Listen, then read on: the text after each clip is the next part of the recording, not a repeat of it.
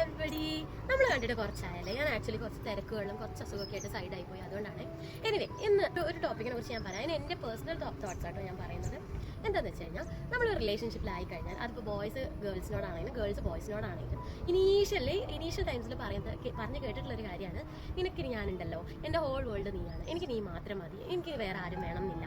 Okay, അങ്ങനെ പറഞ്ഞിട്ട്, അതായത് നിനക്ക് വേണ്ട എല്ലാ കാര്യങ്ങളും ഞാൻ ചെയ്തു തരും, നിനക്ക് എന്ത് സാധനം വേണമെങ്കിലും ഞാൻ വാങ്ങിച്ചു തരും, നിനക്ക് എവിടെ പോകണമെങ്കിലും ഞാൻ ചെയ്തു തരും എന്നുള്ള കാര്യം പറഞ്ഞ് ഞാൻ കേട്ടിട്ടുണ്ട്.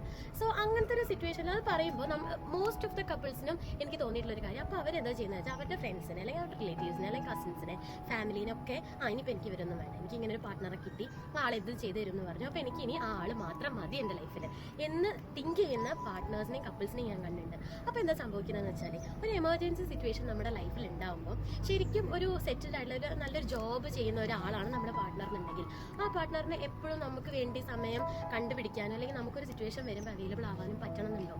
ഇല്ല, അതൊക്കെ ഓരോ ലൈഫ് സിറ്റുവേഷൻസ് ആണ്. സോ ആ സമയത്ത് നമുക്കൊക്കെ ആരും ഉണ്ടാവില്ല. കാരണം നമുക്കൊരു പാർട്ട്ണർ ഉണ്ടെന്ന് വെച്ച് ഫ്രണ്ട്സിനെ വേണ്ടാന്ന് വെച്ചു, പിന്നെ നമുക്ക് ആരാ ഉണ്ടാവുക? സോ നിങ്ങൾ ഒരു കപ്പിളാണ്, നല്ല പാർട്ട്നേഴ്സ് ആണെന്നുണ്ടെങ്കിൽ, എനിക്ക് അവൾ മാത്രം മതി അല്ലെങ്കിൽ എനിക്ക് അവൻ മാത്രം മതി, എൻ്റെ ഹോൾ വേൾഡ് അവനാണ് അല്ലെങ്കിൽ അവളാണ് എന്നുള്ള ഒരു ചിന്താഗതി മാറ്റി വെച്ചിട്ട്, അവരുണ്ടെങ്കിലും എനിക്ക് ബാക്കിയുള്ള എൻ്റെ ഫ്രണ്ട്സും കസിൻസും റിലേറ്റീവ്സും ഫാമിലിയും ഒക്കെ വേണം, എനിക്ക് എല്ലാവരും വേണം, എന്നാൽ ഒരു പ്രയോറിറ്റി നമ്മുടെ പാർട്ട്ണറിനാണ് എന്നുള്ള രീതിയിൽ ഒന്ന് തിങ്ക് ചെയ്ത് നോക്കൂ. നിങ്ങൾക്ക് ഈ ടോപ്പിക്കിനെ കുറിച്ച് എന്തെങ്കിലും കമൻസ് ഉണ്ടെങ്കിൽ കമൻറ്റ് ചെയ്യും. അപ്പോൾ ഇന്ന് അത്രയേ ഉള്ളൂ. ബൈ.